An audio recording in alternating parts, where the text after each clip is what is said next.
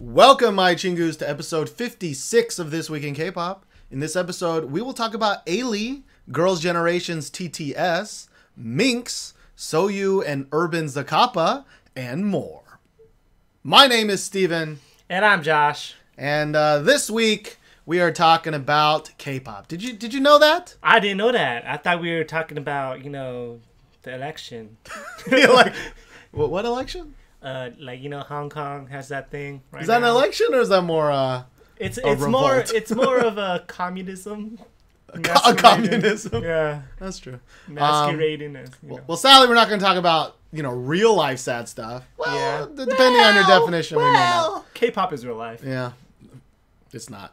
But, so this week in K-pop, if this is your first time, because we actually did have a big influx of downloads. We did. For our podcast the last couple of days. So if you're a new listener, thank you so much. And I promise we only get better with time.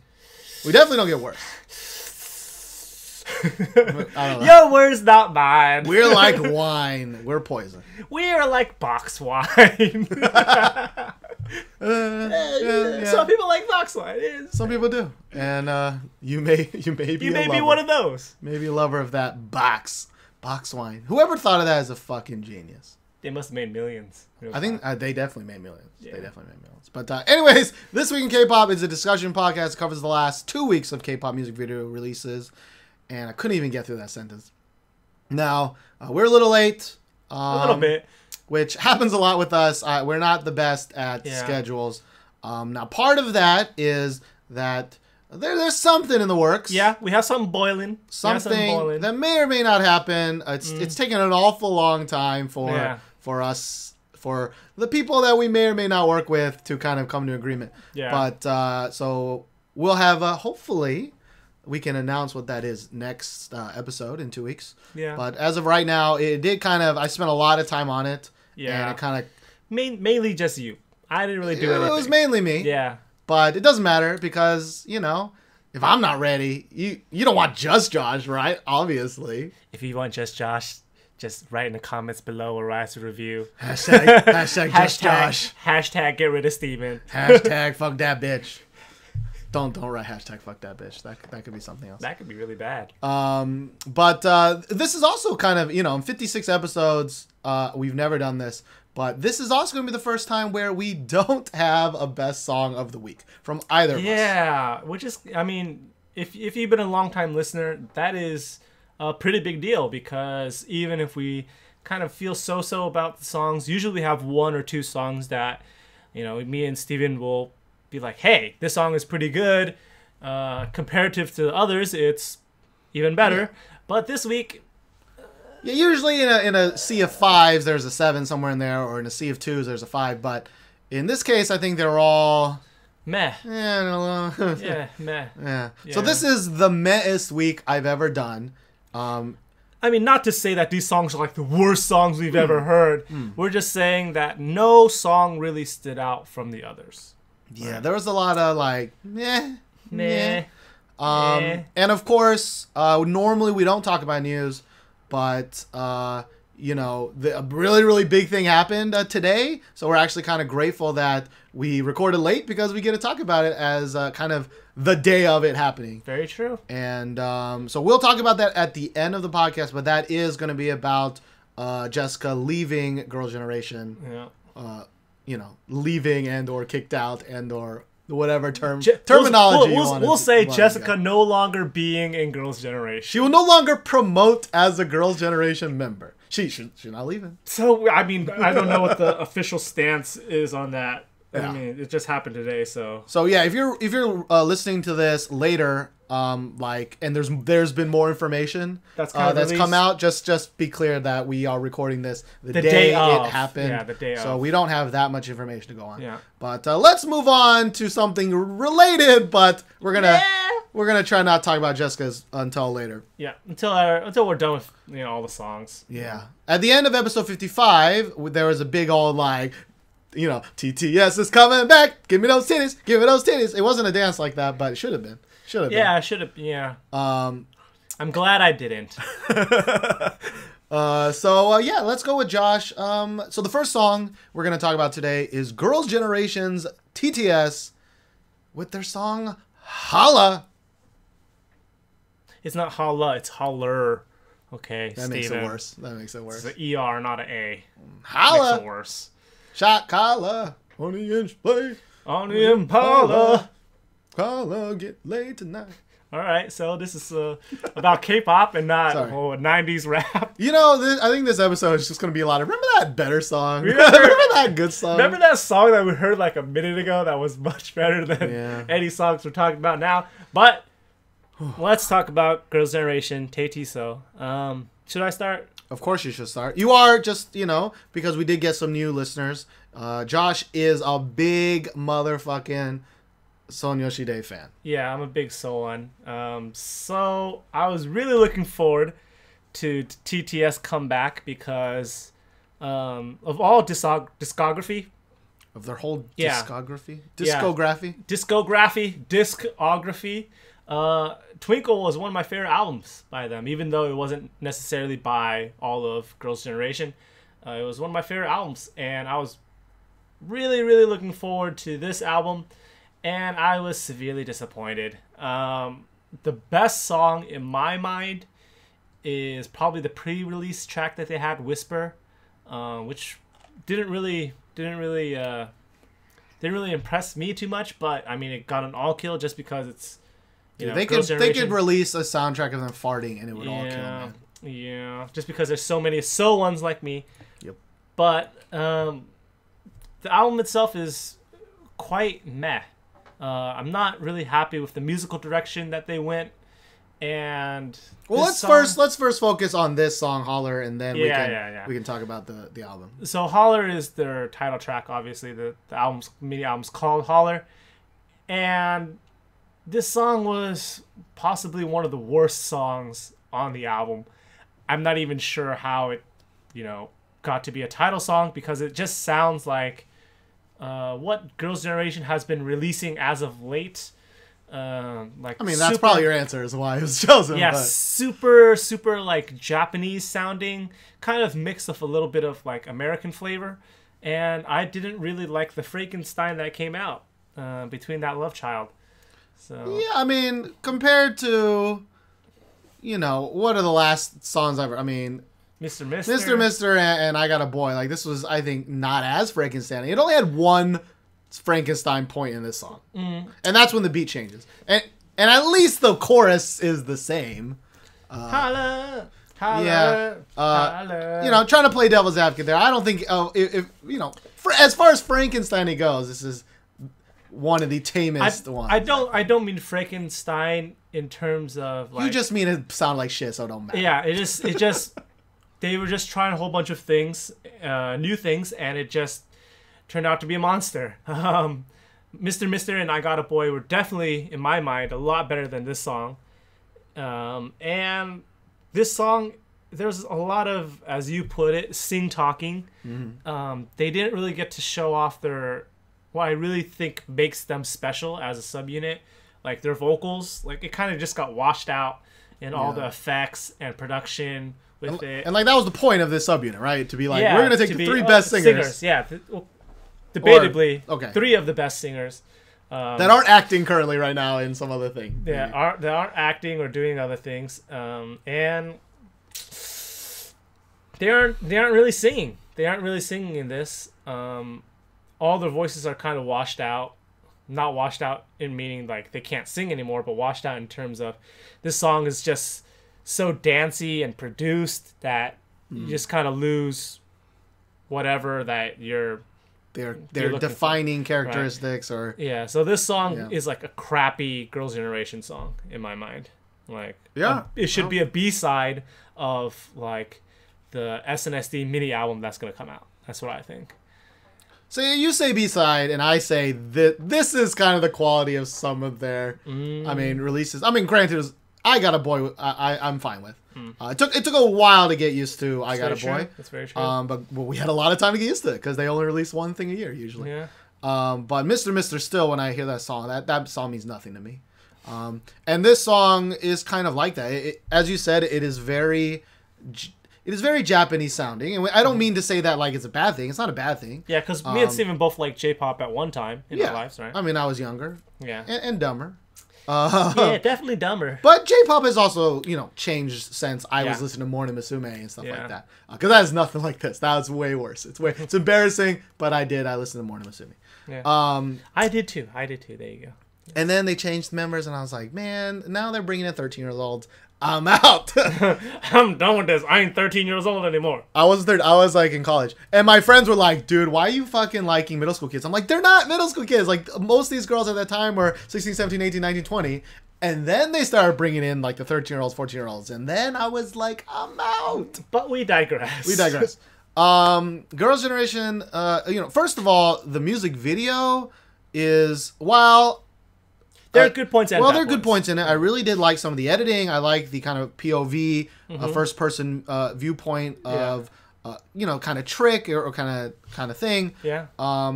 But, I remember reading this thing about how, like, Tiara's Sugar Free had, like, 770 cuts in their music video, which is a shit ton. But, like, I think this has... almost as many. It has a lot. Yeah. So it has a lot. There was a lot of costume changes. They even boasted about how many costume changes that they made during this video. And I get it.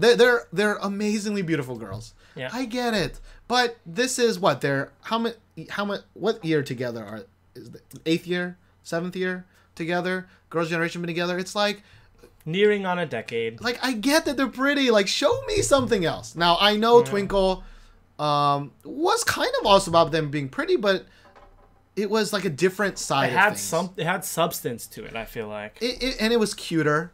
Like, it was, I don't remember that much about it, but it was like, they were like paparazzi. It was like kind of an older school looking. It just, I don't know.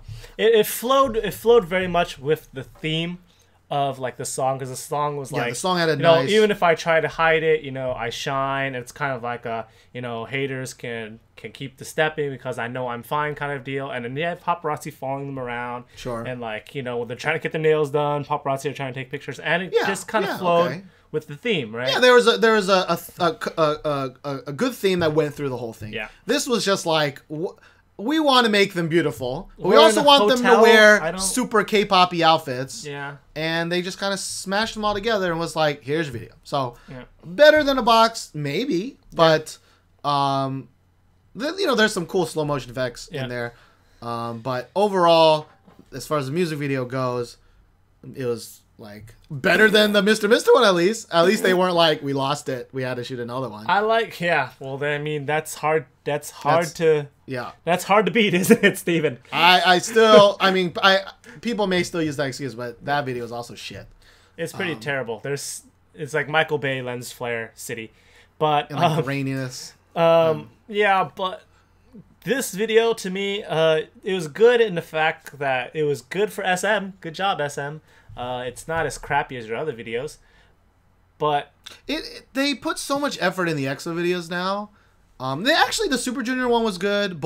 I really like the Super Junior one. Yeah. But as far as Girls' Generation, videos, or their 2 videos in the last year, like, I assume that they're still their primary breadwinner.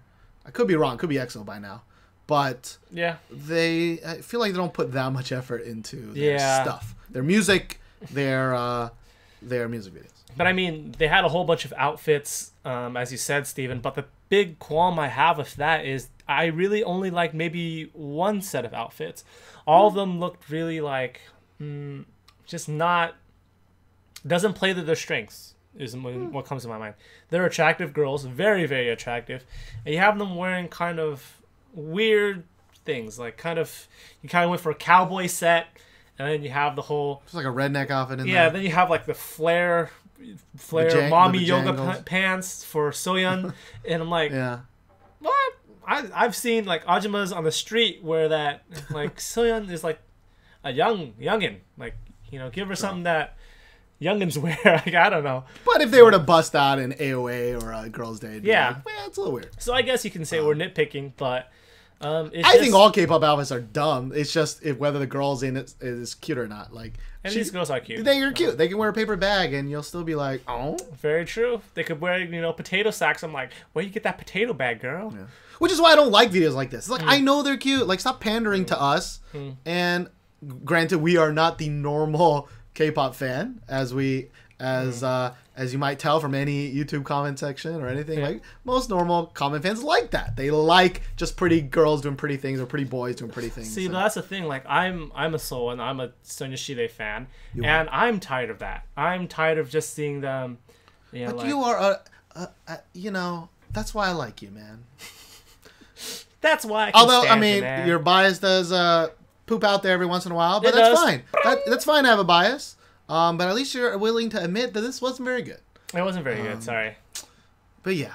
I know we got sidetracked in there. We're actually recording way earlier than we normally do. Yeah, because we're trying to get some sleep. And yet somehow it's way more rambling. Yeah. But that's definitely because when something's bad, we tend to ramble, I think. I think when we don't like something, we want to be sure you know why we don't like it. That's right. And yeah. All right, well, let's move on. We'll have more to say about Girls' Generation near the end.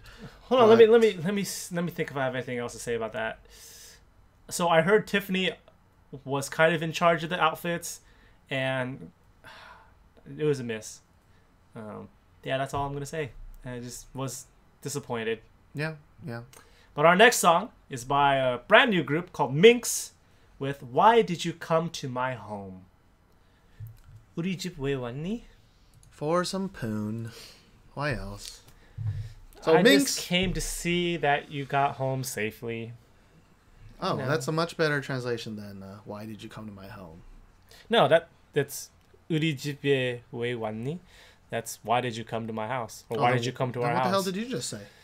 I was trying to make your comment less creepery. Oh, I got confused, man. I thought you were translating the comment. Anyways, MINX is from the same group as, or it's not the same group, same company as Dao Shabet. Really? Didn't know that. Yes, unless I fucked that up, but I think it is. Dao Shabet is not the group that recently broke that split ways, right? That's Hello Venus, right? Yeah, that's Hello Venus. I'm fucking that up. That's Okay. Hello Venus. Well, anyways, MINX is a 5-member girl group, brand new. This is their debut, and since you went first on Girls' Generation, I'll go first here. Okay. Actually, I think this is really funny to me because I think this group tried to take like 3 or 4 different things and merge them all together into this package that I'm not quite sure what to think. Yeah. I'll start positive and say for a debut group, I was actually surprised. Like, very polished. Very the polished. music video has, a lot of, not awesome Girls' Generation monies, I guess you might say. Yeah. They don't have 18 outfits, but it's up there with, a bestie or like just not a brand new group. We've seen some brand new shitty that are just really, really bad, right? They look like they were shot on like an iPhone and not good. So I do want to say that this looks really good for a debut group. And they look really confident, and I think they look really natural, and that's pretty cool. Yeah. I would not have thought they were a debut group if I saw this. Yeah, I'm with you on that. Yeah, they kind of have like a good like control of their expressions and kind of like body language. Yeah, which is important actually. Like, part of me thinks they spend more time in a class learning how to do that kind of stuff than they do actually singing. But might be true sometimes. Whatever. Now, as far as like the song and the image, it for me it sounds like they were trying to get a 21 sound, but not a good one.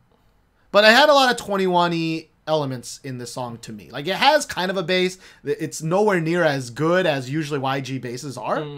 Nowhere near as like iconic may not be the right word, but flavorful maybe. Yeah. Especially YG of late. Yeah. But it's kind of got an electric, like maybe older school 21, where it's just a lot of like boonsh boonsh kind of like fire or which I actually liked way more than some of their current stuff. And then they took kind of like the bestie image, which is kind of old like Sistar image. Yeah, kind of like I don't know what you'd call it kind of like a college girl-y, like sporty. Yeah. of. Like not sexy like an AOA, or at least now AOA. Yeah. Not a girls' day sexy, but more of like we're sweet and sexy and we like to have fun and we're always smiling and kind of like the sporty girl next door. Yeah, okay, that'd be good. That'd be a good one.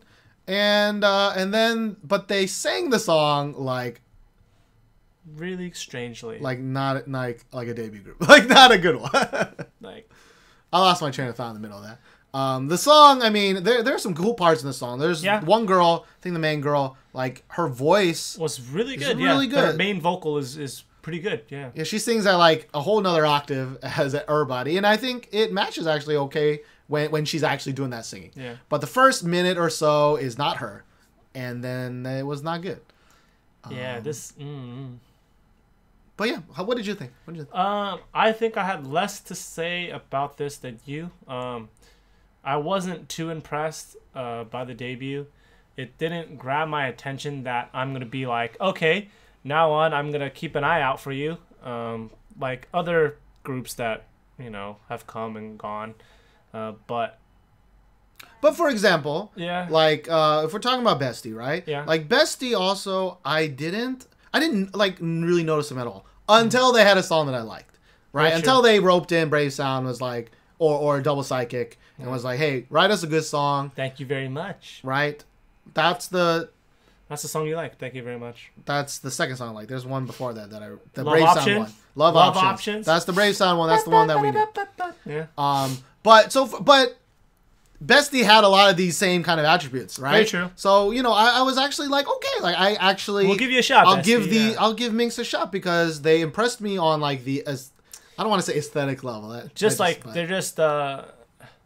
they just need a good song, I think. Yeah, they're at a level of just being singers and dancers, and just overall presentation that you're like, okay, if they had a catchy song, Yeah, then I could be down with that. we'd probably like that song. Maybe you right? should hit up Brave Sound because some of you guys can't sing. Maybe Double Sidekick. And Brave Sound will help you with not being able to sing. Yeah, I felt like this was a group of one singer, Yeah.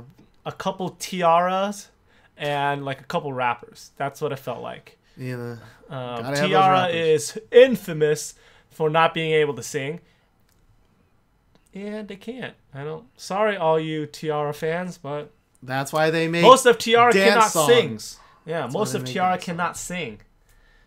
And I feel like most of MINX cannot sing, except for maybe one or two. But the people. one girl that can sing though, She can sing. she can sing pretty well. She can sing pretty well. Yeah, she can sing pretty well.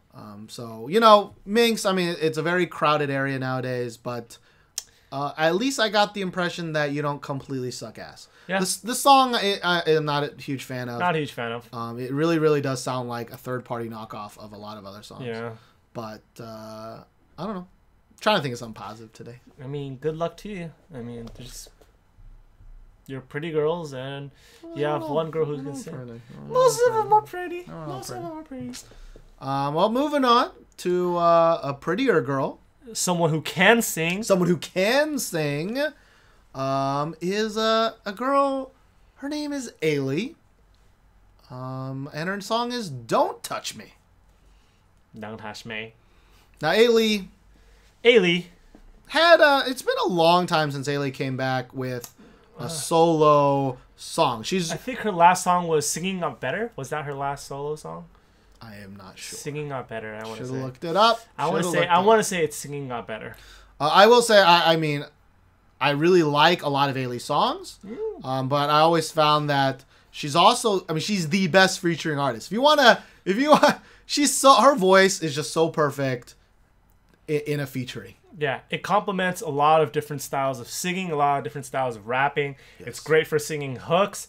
It's great if you want. It's great if you want to go on runs. Like you can do a lot of her voice. It's very quote unquote versatile. And she's got like two different kinds of sound. One is like the powerful Ailee, which like, Heaven or You and I. I think You and I more than Heaven, but yeah, like a more like powerful one. And then she's got like the featuring one, which is more of a ballady kind of softer one. Like a Shower of Tears, New Moon Shower. Right? That's a good song. Yeah.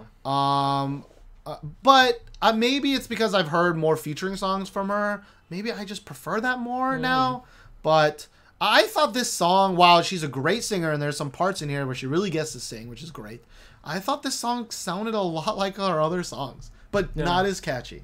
Yeah, I think I'm there with you. It definitely sounds like an Ailee song, if that makes sense. Yeah, like yeah. her style of song, but it just lacked that catchiness to it that really, would draw me in. I mean, it's a good song, but it's not one of Ailee's best, and she doesn't really get to showcase anything different than her previous songs. Yeah, but I will say we did listen to it a couple more times, and every time I listened to it again, I enjoyed it more. Same as I did, yeah. Same. But we weren't entirely sure if we enjoyed it more because the rest of the songs these last 2 weeks were not so good. Yeah. So, time will tell whether or not I'll even remember the song exists in 2 weeks. But I don't know. I'm happy for her. I mean, we had this weird discussion about her. I mean, she lost a lot of weight. She lost a ton of weight. Like 20 pounds or something like that. Yes. Not as much as like a Park Bo-ram or something like that. But I mean, it's a lot. And she wasn't particularly like, she was like a little chubby, she wasn't. I liked it. I liked old Ailee, like when she had a little bit of like, chub, I guess. Yeah, she was a little bit chubby. I really liked her because it seemed like she was gonna be different than other K-pop artists. Like she was gonna be a little bit bigger, kind of not like a stick like most K-pop female artists are. And I was like, you know what, go Ailee. I'm proud of you that you're not like succumbing to like this idea of you need to be skinny. And then I read about the diet that she was on in order to get so skinny, and I was a little bit disappointed, to be honest. Like she was eating like less than 500 calories a day while still doing all her choreography and stuff, and she was saying like she almost fainted a few times. Like that's not healthy dieting. Like if you want to go and be like, okay, well, I think I'm a little bit unhealthy, a little bit overweight, and I want to do I want to eat healthier, I want to work out more. Sure.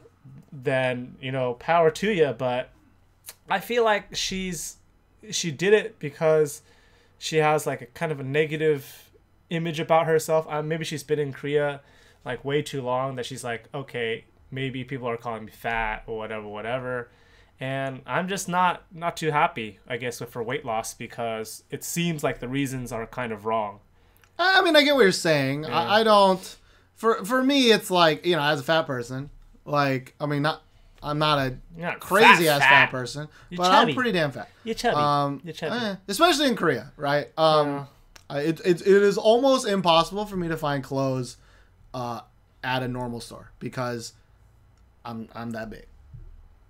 So, if you're over 300 pounds, you're gonna have some. I'm not over 300 pounds, but I said that really defensively. I didn't mean to. In case you are, but I just mean if you're over 300 pounds, you're probably never gonna find clothes here.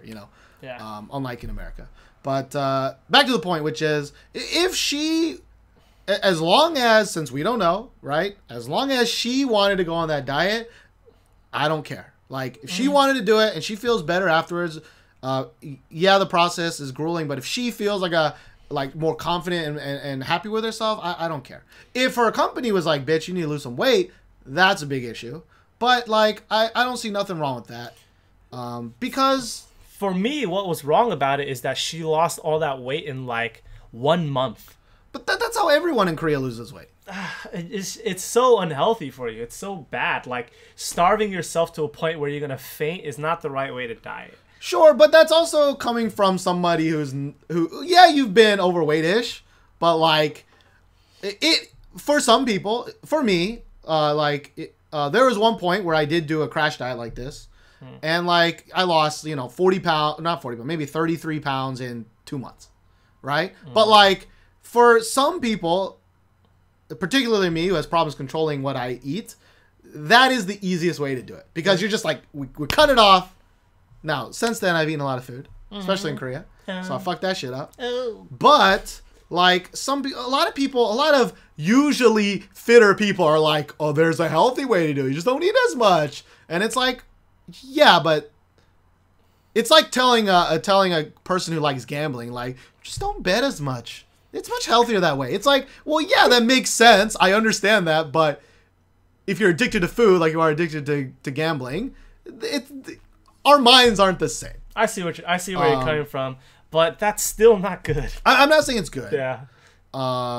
I never thought she was overweight to begin with. I thought she looked fine. I thought she looked sexy. I actually don't even think she looks that different now than she did before. Honestly, neither do I. But except for the legs, you mentioned she had some. She had some honey thighs before.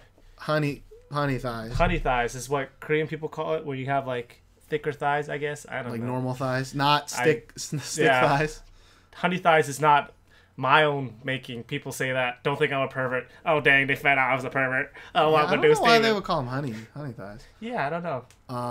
But speaking of Tiara's singing ability and also their number of cuts earlier, like this music video also had just an insane number of cuts, and it's like, well, what's the point of dieting so much if I can't even look at your face for more than half a second? I can't even look at your body. I can't even look how much weight you lost. Like me and Steven, we couldn't even really tell. Like honestly, if we didn't read any articles about her losing weight, we'd be like, oh, Ailee looks great. Yeah, we had to actively search to find a part where I can look at her legs, as you were mentioning her lack of honey thighs now, and I was like, I don't know, I couldn't see because the video was so erratic. I hope that was the trend for a long time in American music videos, and at least the ones that I've recently seen are kind of finished with that nowadays. But like every now and then, it's getting to be a problem in Korea. Like I really noticed in the last 3 months where I just want to see them. Stop cutting from far to close to fast forward. It's just like I would prefer like the Girls' Generation TaeTiSeo video where they have like slow pans of their face. I would prefer those slow pans to like this cut. Here's a thigh, here's a booty, here's a face, here's her flipping her hair. Like I just can't.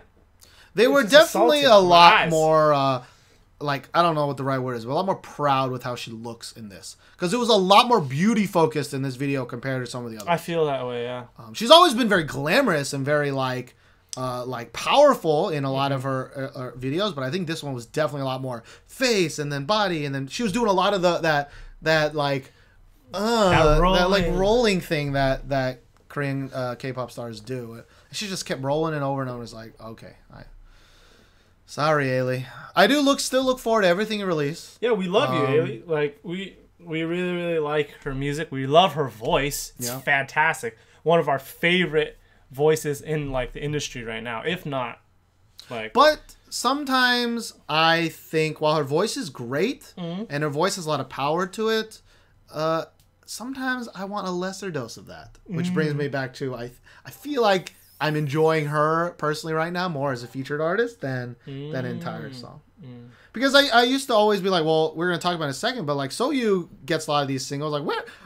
Like, yeah, Soyu can kind of sing, but like you have Hyorin. Why isn't Hyorin featured in a lot of songs? Why isn't Hyorin working with other people? And I think you mentioned, or somebody mentioned, that maybe just her voice is too powerful and it just don't fit. Yeah, I think that's probably what it is. Which is weird to say, but I did say earlier, Ailee kind of has two voices, the powerful one and the more ballady one. Yeah, but Ailee's voice is like very, as I said earlier, very versatile. So that's why. Man, maybe Hyorin's just not. Yeah. But Hyorin's got like two knobs on her singing. She got the whisper and the hey. You know. She got the awesome and awesomer. She got the belt and the whisper. Nothing in between. Sorry, I was thinking of Bora's butt for a second there. Oh yeah, and that I Swear video. Yeah. Where you got like a 30-second just. But again, there weren't a lot of cuts in that video. I kind of liked it. And we got to see some other under cheek. So. Always best. Not true. We're not perverts here at This Week in K-pop. Well, some of us are. We're just trying not to be. Let's move on to tell you. To the fourth song. What song was that? So our fourth song is Soyu and Urban Zakapa with The Space Between. Tim. I think it was. Yeah. Tim. Trying to get that one word in there like some.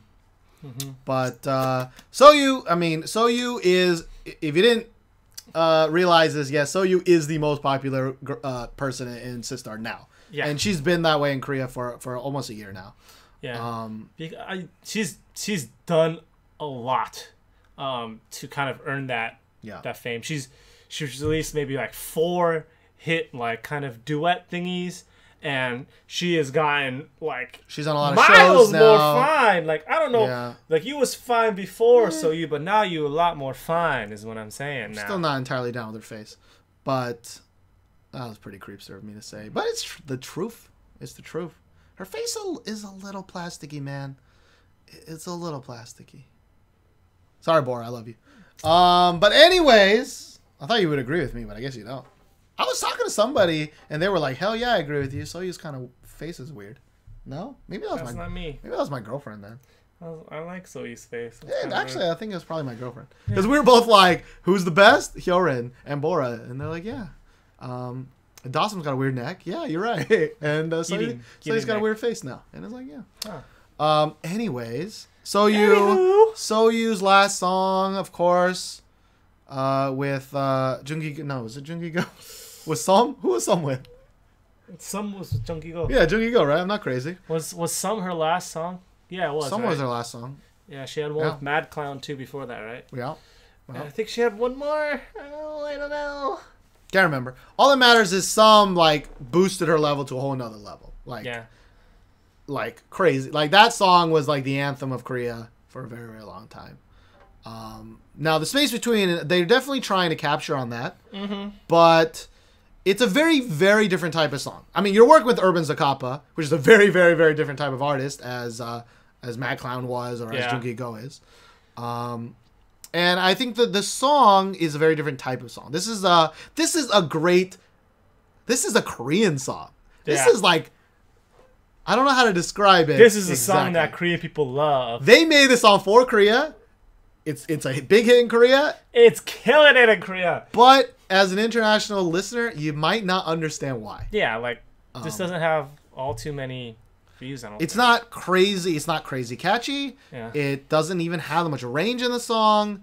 But living here now for a year, like I totally understand why this song is so popular now. But yet, I personally still am like, it's an okay song. Like, I definitely like Some way, way more. This would be a great kind of coffee house song, or like you're in a cafe, which they play music here song, which every cafe is playing now.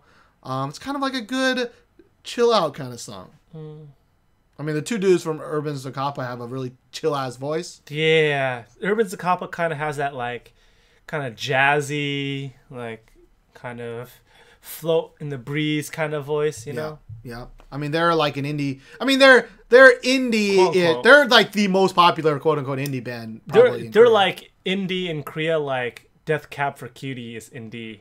Yeah, in the States. Yeah. Like they're not signed to a big ass label, but they're pretty damn popular. Yeah. Especially with college students. But yeah. But and the music video, I mean, it's a little bit like Some. It tells like this kind of cute little story between two people. Yeah.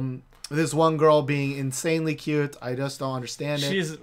She's got that cuteness. Like she's made, or okay, that's really creative of me to say. Like I was gonna say she's made cutely. Oh god, that sounds so Korean. Oh, I've been living here too long. Like 귀엽게 생겼어. Like she's got like a small face, kind of like that haircut, and I think she's cute in the way that like if she wore a school uniform, she could be 12. Yeah. Small face. Short hair always helps because in Korea, whenever I see shorter hair, that is automatic association with middle school or high school students. Yeah, and she's got like small features. Yeah, very small features. But anyways, cute as hell. The dude, I mean, good looking motherfucking dude. Seen him in a lot of videos. Seen him in dramas, although you had to remind me that. Yeah, he's from You Who Came for the Stars. Yes, his little brother. which I didn't watch at all. But he's like 30. Yeah, he is a 30 or 27 or 34. I don't know what he is. He's an old. He's an older guy. Yeah. But he's got a baby face and looks like a young dude. I'm jealous, of course. And the story's pretty cute. It's like I had to look up some of it because it's all in Korean. Yeah. So basically, they get each other's mail, and she gets his Sistar CDs, and he gets her like, I guess, erotic bra. Like. Yeah, but it's because they have the exact same name. Yeah. Like an androgynous name in Korea. Yeah. Kim, I don't know, some. Yeah. And their addresses are like, it's like 2-85 and 28-5 or something like that. So they get their mail switched up all the time. Yeah. And they finally meet, and he kind of blows blows it by saying like, "Oh yeah, this bra can't be yours." Yeah, this like C-size bra is definitely not yours. Yeah. You fucked up that order. And then she was like, "It is mine, you pervert." Yeah. 변태새끼. I've heard that many times. That's definitely worse than just saying pervert. It's Yeah. like saying you like fucking pervert. You fucking bastard pervert. Yeah. Man, Perverted bastard. It's like you perverted bastard. We're cussing a lot today. Are we? Yeah. I feel like it's not more than what we usually. I feel like normally we don't cuss that much. But yeah, and then they keep getting the mail switched, and it's just cute. It's just cute. Yeah. Sometimes we watch. We didn't watch a lot of videos this week because there weren't that many compared to a normal 2-week period. But this was the best video in my opinion. Yeah, like it's such a nice. Like I know it's not particularly inventive, right? We've seen this storyline. I've seen this a million times, but in the context of this week, like it was such a breath of fresh air. Yeah. I was like, I really. Like obviously it had some somebody wrote it out and planned the scenes and all that. Sure. So. But yeah, it's a really cool song. You should really definitely check it out. I mean, the YouTube views are pretty low. I think only like 200, 300,000. Yeah. And this probably would have been our best song of the week. I would say so. But I kind of was like, maybe we just don't pick anything. But this probably would have been our pick. I think that was the thing. Like me and Steven, since we switched to this 2-week way, we've kind of picked one song each. And we probably would have both picked this song, to be honest. Yeah. And we weren't super hyped about it, so we decided to not go with anything. All right. But let's move on. Again, I mentioned at the start of the podcast that we did get a lot of new listeners. Yeah. I do want to know where that came from. It's very interesting. It's very weird. It's like it's a crazy spike is what it is. For like 5 days, our number of downloads per day tripled. Like it was a pretty big jump.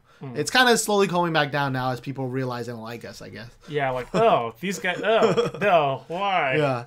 But, if you are one of those new listeners, if you can maybe go to our Facebook page or on Twitter, This Week in Kpop, and just tell us how you found us. I was thinking maybe someone on a website put our name out there or something. We just kind of wanted to know because it was nice. It was nice to have more people download our podcast. I mean, if you're one of the people who are kind of advertising us or just kind of spreading the word, like, thank you. Yeah. Like, thank you that you enjoy our content and, go out of your way to share it because it's kind of a pain in the ass. I saw somebody link the kpopreleases.com website, and one random day I got 10 times as many viewers I normally go there, and so I'm really, really thankful to whoever you are that linked that. But in case you don't know, because I always forget to talk about it, if you go to all K-pop or you go to Korea Boo or you go to every single Korean blog because they're all the fucking same, if you don't want to see all the fluff stories or all the clickbait articles, and you just want to know what music videos came out today, just go to kpopreleases.com. It's all there in a nice, minimalist, clean thing. I use it all the time, but then again, I made them. You made it. So. But I mean, I use it all the time, but then I'm also your sidekick. Yeah. So. Do you use it all the time? I do use it all the time. Yeah. I don't know if he's lying, but he may be. I'm going to look that shit up on the IP address. I mean, you won't know what my IP address is. I won't know. Well, I'll be looking for Korea. I'll see if anyone from Korea actually looks. All right, then. All right. We'll see. We'll see if you're lying, bro. If not, we're done. We're probably not done. I need you. But all that brings us down to iTunes reviews. Yeah. The last 2 or 3 episodes, we actually very, very grateful. A lot of people wrote us iTunes reviews, and because we were slipping on the search priority, and which is really strange. I'm not sure how iTunes does it. Well, because of that high influx of downloads, which is relative high for us, not high for normal podcast sakes, but we shot back up. So yeah, I think we're like 3rd now. Yeah, we're 3rd. We were 2nd for a while. When you search K-pop, which is what I want, right? Just search K-pop. I want us to show up right away. And so the iTunes reviews and the downloads really, really helped us. Mm-hmm. So we want to thank the one new review we got since the last episode, but that's by someone named it's SPanda10 or Spanda10. I'm gonna go with SPandas10. SPanda10 sounds better. Yeah, and I truncated the review a little bit, but she says, or he says, these guys are smart and funny. Got to keep that part in. Got to keep that in. Got to stroke the ego. But even when I don't agree with them or feel slightly insulted as a fan, sorry about that, they're still funny because they're honest. And we don't mean to insult you. Yeah, because honestly, if we really didn't like some of these things, like we wouldn't even bother to watch them. We wouldn't have a K-pop podcast, right? No. We're kind of doing this just kind of in jest. You know, we're not. I mean, I don't know. I actually like this podcast because it's the only quote unquote serious actual discussion on podcasts that happens. Yeah. Like as I mentioned, all those news quote unquote news sites, they don't do a single bit of news. They're all just it's kind of like a tabloid, right? It's kind of like a tabloid / PR firm / stroking their own egos. Yeah. So anyways, we want to thank you SPanda10 or Spanda10. If you haven't left an iTunes review, you can give us any review you want. It can be good or bad. I mean, we want you to be honest, right? We want you to be honest. But if you write us a review and it happens to be 3, 4, 5 stars, whatever, it will really, really help us. We really appreciate it. And also, if you don't like us and you leave us like a 1-star review or 2-star review, just let us know like kind of why. Yeah. Like maybe these guys are just too abrasive for me, and it'll help us out a lot. If you want to help us. My favorite review, it's probably still up there. But the favorite review, I can't remember the exact wording, but we were worse than... worse than Hitler?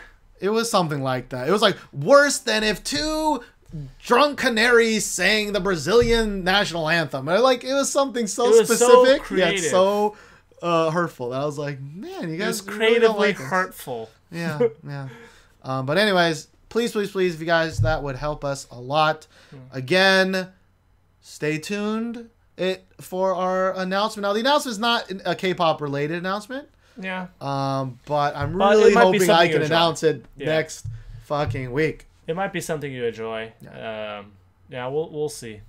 All right. Well, before we talk about Jessica, let's talk about the lightning round. We don't have that many songs, but we got some. Yeah. And the first lightning round song is by boy group Troy with their song "Why Are We?" Which doesn't make much sense in English, but we liked Troy's, I guess you could say, debut. The members of Troy kind of were active even before they kind of formed this boy group. I mean, it has Bumkey and it has Kanto. And we love Bumkey and we like Kanto. Their first song, was Green Light, which I actually really enjoy. Same as me. I really liked the video. I thought it was really cute, really fun, kind of old-timey at parts video. Now Troy sang this "Why Are We?" I actually decently like the song. I as well.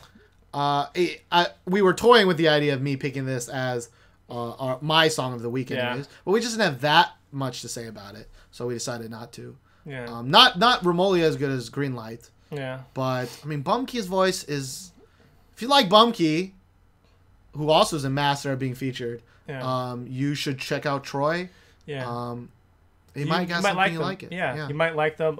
They do a lot of like Bumkey-ish things, I guess I should say, where Bumkey kind of sings a line and the rapper kind of raps it, and it goes together really well. Yeah, we did like that. Yeah. The videos, like, they took every cliche out of a rap video from the 90s. They got a fancy car.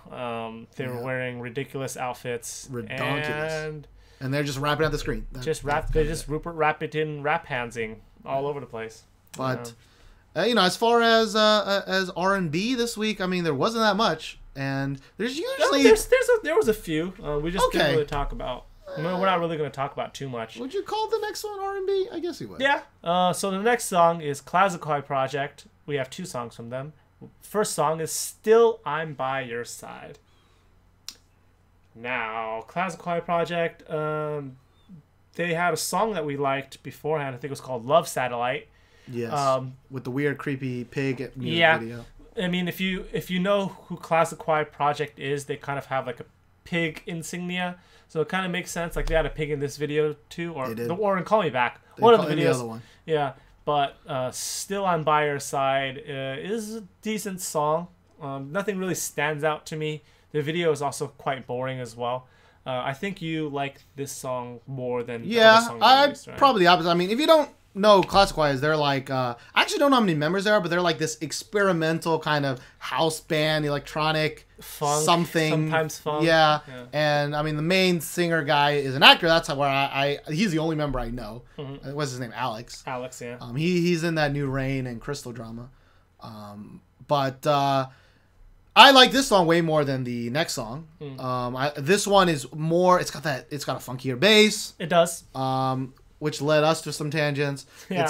I actually the music video, I understand why you might think is boring, but I also really liked the video for the how can I say, the artistic value. That sounds really snooty, but like the next video it's just a boring ass one with people like standing there. Like this one, it was like this kind of story being told, cut in half, going in different directions, or usually the same direction, but with the small little twist at the end. Like, I actually thought it was pretty cool. I mean, it has been done before, but it does have some artistic value in my mind. Like, I've seen the split thing before, and they're usually doing the thing where like one guy's pouring water, and then it cuts to the bottom half, which is a different scene, but the water's still going down. Like, I get that, but they actually kind of told like mirror stories in the two things, and I actually thought it was pretty cool.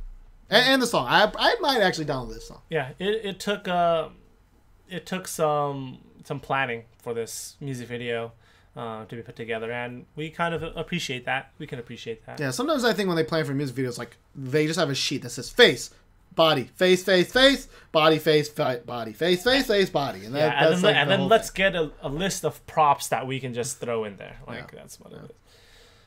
So next song. Yeah, the next song, also by CLAZZIQUAI Project, is called "Call Me Back." Now this one you liked more, but I thought was more generic sounding. It is. I mean, both of the songs were nothing really too special, to be honest. I do like CLAZZIQUAI Project, but these songs sounded very bland.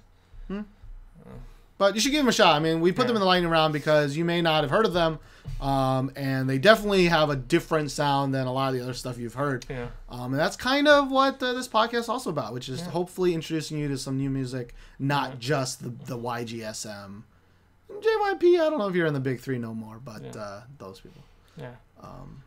Actually, there is a song that I kind of want to introduce that I think you kind of left out that I think is kind of like these songs. Soul Star has a new song called Happy Ending. It's kind of like these songs too, so go check that out. Happy Ending? Yeah. But the next song...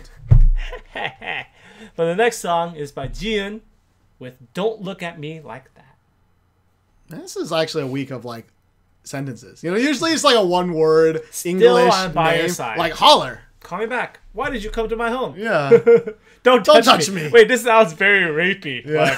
Like, why did you come to my home? Don't touch me. Don't look at me like that. But I'm still by your side. Call me back. Still by your side. Call me back. Oh, God. Jian, of course, is from Secret? Secret. I'm not mistaking that, right? Yeah. And, how about you go first on this? Because I actually have no idea what you think. So, I think the lyrics are pretty interesting. I was actually referred to this song by a friend of mine, and she told me to look at the lyrics because they're really interesting, and they are actually really interesting. In what way? Because it kind of portrays a story of a love that shouldn't really be, which kind of points towards like same-sex couples or interracial couples, and it was pretty interesting. It's definitely not like mainstream, I guess. It's not very quote unquote vanilla. I don't know. But I will say, if the lyrics meant something, that's great. Don't make the song better. It doesn't make the song better. I didn't like the song. It was not very good. Like, I thought her voice is nice. Yeah, her voice, I think she's one of the best singers in Secret. I think she might be the best singer in Secret. But the song itself wasn't very good. I just didn't think it ever went anywhere. Like, it was a lot of, like, middling. There wasn't any, like huge gravitas. There wasn't any, like, build in it. There's no up and downs. There's no... It was just kind of here. Like, it could have. I think it could have been more. But it was just a very tame song. Yeah. And then the music video was, like, weird images for weird image sake. I guess they... I mean, I don't know. It looked like they were selling her like as a sex slave. I don't... Yeah, it kind of goes with the lyrics a little bit. I mean, you know, don't look at us, don't put us on display. But it really is really strange. And a lot of people will, you know, be like, Josh and Steven, you guys don't understand art. Da, da, da. No, I understand what they're going for. It's just like if it's too like bougie. If it's too bougie, it's just gonna turn me off to it. Yeah. Like, and everyone's definition of that is very different. yeah, if you're trying to, if I ever feel like you're trying to impress me or you're trying to force feed me some message, I'm just gonna turn my head. Because And we've got a lot of trouble with that too. Yeah, for with other songs, past before, songs. yeah. But like, I'm just one of those dudes where, you know, I think you might be the same. I don't know. But if I go to a modern art museum, I'm going there to laugh because that shit's funny. Some people go there to appreciate the modern art, and I go there to say you're fucking stupid. So that's just where we stand. So sometimes when it's too artsy, too like we're trying to mean something deep with this, like a lot of, I don't. I'm sure there are other groups that do this, but you know, there's a lot of like 21 apologists sometimes for music videos, and it's like, oh, it means this and it means that, and I'm Well, like, they're trying to, like, no, you're trying to bring in other junk to a boring ass video. you're trying to dissect everything for like imagery and things like that, and sometimes Like someone did that for the Mr. video, and I'm like, no, it's just not a good video. Stop doing that. I don't want to link to your 18-page report on it. Like, I don't want to go look at your, like, you know, your fucking blog, like. And this is how we offend fans. No, but seriously, like, fans, keep doing your thing, keep writing those blogs. Like, you like what you like, but we're still gonna tell you you're fucking crazy. But still, we don't agree. Yeah. Right? We don't agree. Yeah. Moving on to another girl, solo girl. Her name's Juniel. With her song, I Think I'm in Love. Another great sentence song. And Juniel, I mean, there was one song that I thought was okay-ish. Again, I can't remember the name. You know, the longer I do this podcast, the less I can remember names. I'm sure maybe you're a new listener or you're an old-time listener and you're like, why does this dude never remember things? It's because I see a lot. I see a lot of music videos, guys. Yeah. Even back in the Kelvin days, I would watch all the videos and only send him the ones that I thought we should talk about. So I ended up watching a shit ton of videos. And they all could just bleed together. The longer I do this, the longer it all bleeds. Anyways, Juniel, she's got a high-pitched kind of whiny voice, which I really don't like. Yeah, usually we don't like. Yeah. And this song, I'm not saying I like this song a lot, but she definitely toned down the high-pitch annoyingness in her voice. You see, I feel like she has that same like kind of pitch. It was just this song kind of suited it more. It was kind of supposed to be like a kind of fresh, cutesy, like. But her songs are always cutesy. Yeah, but I don't know what it is about this one. But it was less kind of like. Yeah, but I also thought the song sounded very generic. Sounded like A-Pink, like an A-Pink B-side. Yeah, is what I said earlier, or maybe you said. And one of us said it. Yeah, it didn't have like she had that one where she was like a spy, right? That was Juniel, right? Or is that somebody else? Was that another cutesy girl? That might be NCA. That might be NCA. There's been actually a lot of cutesy girls recently. Yeah. But Heine, it might be Heine. Oh, I think that was Heine. Yeah. Haney. Heine. Hey, it's H-E-Y. So H-E-Y-N-E, but yeah, or it might be Henny. yeah, and then they misspelled it Yeah, it because might be Henny. spelling it in English is Henne. really hard. Anyways. Hentai. No, it's not It's it. not hentai? Okay. That's definitely not it. So, We're not perverts here at This Week in K-Pop. yeah, Juniel, we don't have that much to say, but Yeah. I think you should check it out in case you like this kind of cutesy, super happy, kind of super, I don't know. It's like if a kid like wandering in a forest. Yeah, it's like saccharine feeling, like super sweet, like, you know, innocent. Speaking of not innocent though. The next song is by my boys BTOB with You're So Fly. I didn't know you upgraded them to your boys. My boys. I like so BTOB, the songs they've been putting out, I like them. Like they've started to garner my attention. What other songs have they had except for Beep Beep though? Tweet Tweet Bang Bang, Second Was that not Beep Confession. Beep? Yeah, that's Beep Beep. Second Confession was me. I like Second Confession. For some reason I hear that in the streets like recently. Huh. But this song, it's quite generic. Yeah, it definitely sounds like all their other songs, and it's probably like less less good beep beep, but I like the video in that they're having fun with it, and there's like some like main storyline in it. Okay. Kind of going. And, I can go with you on the storyline. Yeah, and it really just looks like they're having fun and they're like messing around, and I really like that in music videos and kind of just concepts in general. Yeah, they're definitely like the most forgotten B group Yeah. in the past year or two.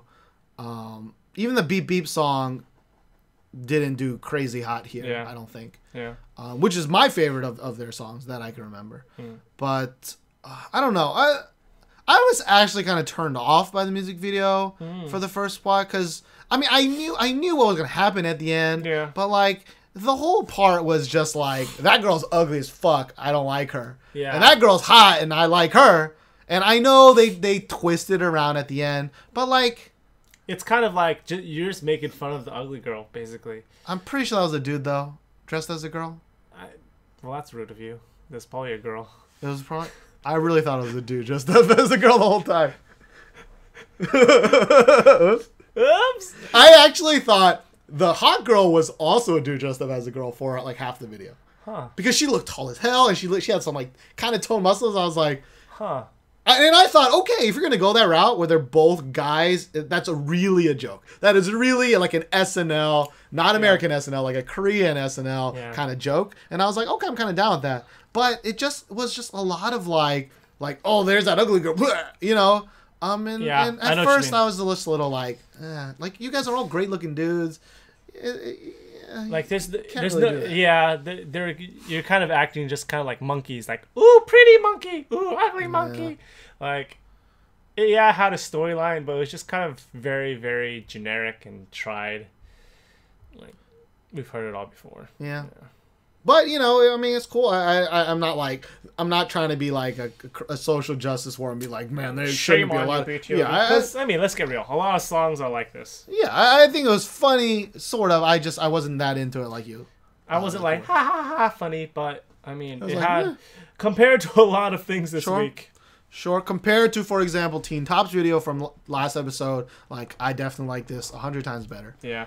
It wasn't just generic shots of pain faces and staring off into the side. Closed fists and and Block B is kind of going weirder and weirder and weirder, and they're kind of. I'm afraid they're gonna go off the deep end very soon. Oh, not. I like where they're at right now. Yeah, it's nice to see that B2B or BTOB, however you say it. B2B is still in the fun zone, but not the crazy fun zone that Block B is kind of getting to. But the weird fun zone. It's like the we're trying too hard fun zone. They're getting there. Like I can totally picture them all like it's Big like, hey, Bang, we're weird. Fantastic Baby weird. Yeah. Because that is just up your ass weird. Not in the gay sense, just the head up the ass weird, where it's like we can do whatever we want. We're famous. Kind of weird.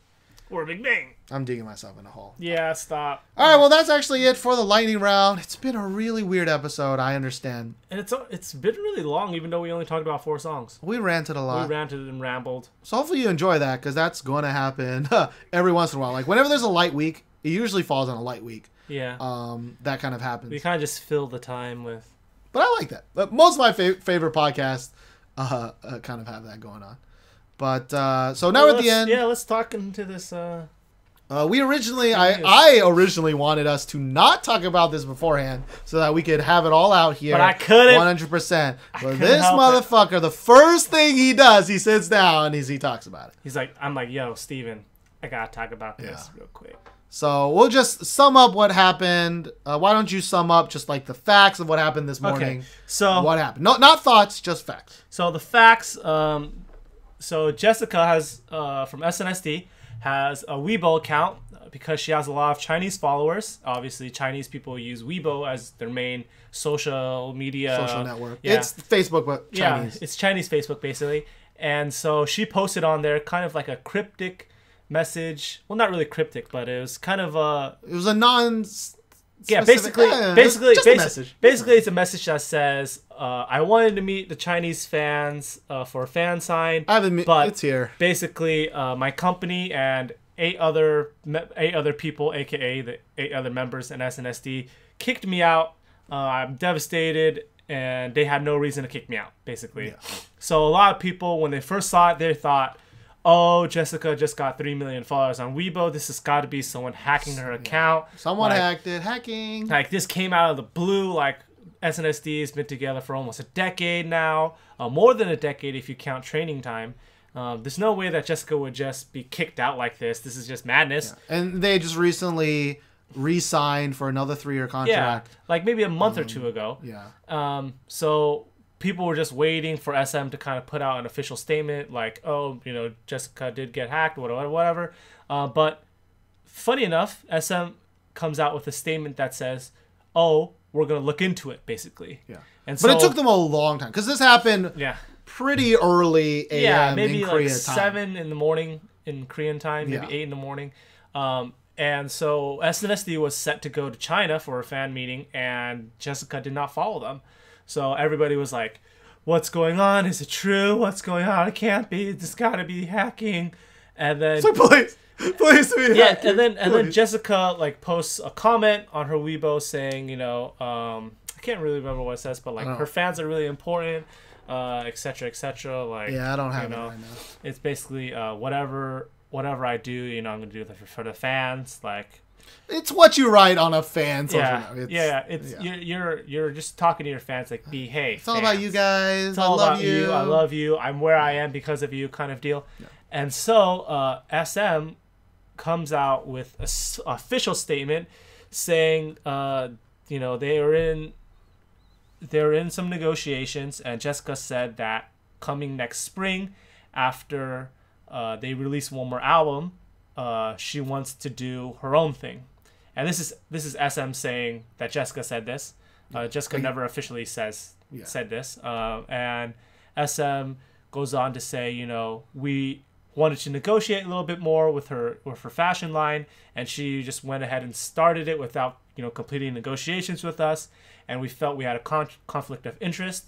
So Jessica is no longer going to be promoting as Girls' Generation, and we're going to go forward as 8 members. And Jessica's still going to be with SM, just kind of doing her own quote-unquote solo activities, individual activities. I'm not sure what she's going to be doing, but that's pretty much what's going on. So Jessica is probably leaving SNSD.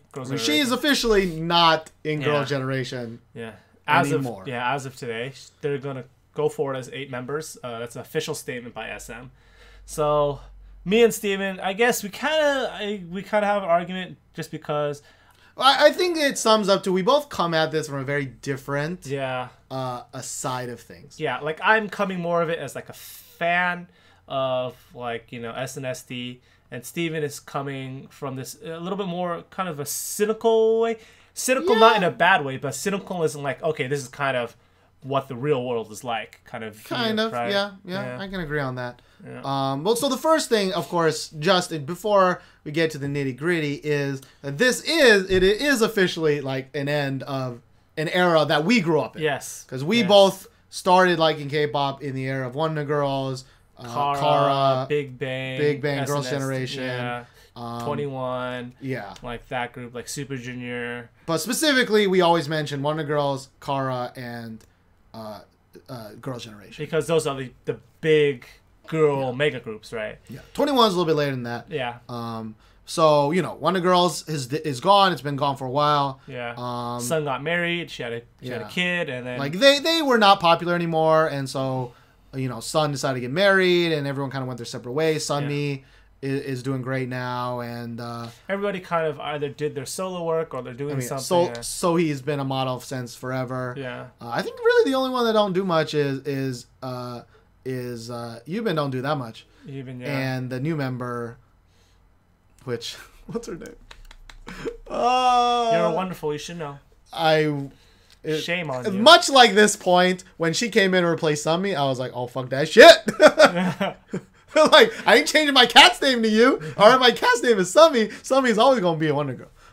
So actually, I can't remember her name off the top of my head. Yeah, but then Kara obviously lost 2 members as well, and they brought in someone new, and they have limited success right now. They're pretty popular with this new song, but they had a very different kind of breakup because they very specifically, 2 of them was like, we don't want to do this anymore.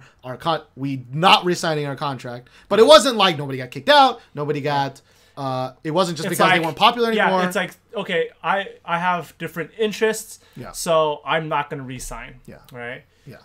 And the really strange thing about this that me and Steven can agree on is like something must have changed in the time where they all signed their contract with SM, renewed as 9, and now. Because when you go look at it, it doesn't really make much sense. That's why everybody was like, oh, this must be a hacking because they just re-signed. Why would they be upset, right? Why would there be a conflict of interest? Why would she get kicked out? Because they all together re-signed with SM, right? Yeah. And if you're not too familiar, like SM is been proven and it is known that they have the harshest contracts. Oh yeah, slave contracts is what they're kind of nicknamed. Yeah. Right? And they last a long time. They last, I think, probably around 7 or 8 years. Yeah. Which matches up with... Yeah. So it wasn't like... It's not like Friends where every 2 years they can like re-up and make their contract better for them. You know, Girls' Generation was stuck with this one contract probably for a very, very long time. Yeah. So when they re-signed, it was like, that's your chance to air out any qualms you have and figure out a good kind of set of rules and understandings. Like if you want to date like openly, now is the time like to put that in your contract, or which they did. I don't know if they put it in the contract, but you know, the last 6 months, I mean, they admitted to 3 people dating, right? Yeah, in the last year, like four people have been reported dating, or 5 if you count Hyoyeon, I guess. Well, that's never been confirmed. Hyoyeon? Yeah, it was Hyoyeon. It was confirmed after they broke up. Okay, after they broke up, but not like during. Yeah, during. Okay. But so obviously SM's statement and Jessica's kind of Weibo post, I guess you call it a statement, they conflict like really hard, right? Yeah. SM is saying, oh, Jessica kind of has like a conflict of interest with us, and you know, we can't resolve it, but it's kind of too late now, so we kind of have to go forward with 8. And Jessica is saying like, oh no, they like forced me out like without any like justifiable reason. Like I mean, they're saying it was her fault, and they're saying it was Jessica's saying it's SM's fault, right? They're pointing fingers at each other because they gotta play. Someone's gotta take the blame for this like decade-old girl group who everybody loves, right? But here's what I will say. I think a lot of people, like, I know I'm not a so-on or whatever, but yes, this is an end of an era, but it is, and yes, it's big news, but stop over dramatizing this. Like, really? I'll go to Reddit and people are like, oh my God, like 2014 K-pop is dead. And it's like, you know, I do want to put in perspective that two artists did actually die this year. And that is 1,000 times worse than this. Okay. This is nothing compared to that. I'm with you completely 100% on that, Steven. So I am a diehard SNSD fan, as Steven knows. And 2 people dying will always be infinitely more important than your group breaking up. Come on, let's be real. Like, Jessica, if she gets even kicked, if it's true she got kicked out of SNSD, she can't even live in Korea anymore, she's still got a lot of money to live off of. She's going to live fine, right? But Ladies Code, like, they're on up and up, and you know, that's a tragedy. Don't dare call this a tragedy, right? This is, let's lay it out in a cynical manner. This is 2 kind of heads butting over kind of money is what's going on right now. Like it might not be the main reason why they're breaking up, but let's be real, it is the root of all evil. Yeah, it's got to be some sort of money involved. Like SM, maybe they, you know, something's in their contract where they're like, okay, yeah, your clothing brand, we deserve this. And Jessica maybe is like, no, my clothing brand is my clothing brand. That could very well be the reason. Sure. But we don't know anything. We don't know anything. We spent 30 minutes debating speculations and why I don't agree with what he's speculating, because I think it doesn't make sense. He doesn't think what I say makes sense. So all that is speculation, and there's plenty of that stuff out there on the internet. Plenty of crazy long posts about whatever. And me and Steven kind of like came to this point where we're just like, okay, we can agree that they're probably breaking up because of money, and we can agree that this is super duper confusing if you don't know what's going on, like actually in the contract or actually in the negotiations, right? Like, yeah, I there's think nothing concrete there about anything. We right? may not agree, but I think no matter how it comes down, SM needs a fucking PR manager. I agree, because if this was true as what SM said, that apparently they've been in negotiations about like her leaving the group for a long time. Yeah. Why are you waiting until Jessica posts on social media about it to address it? And when she posts it, it takes you a really long time to come up with an official statement.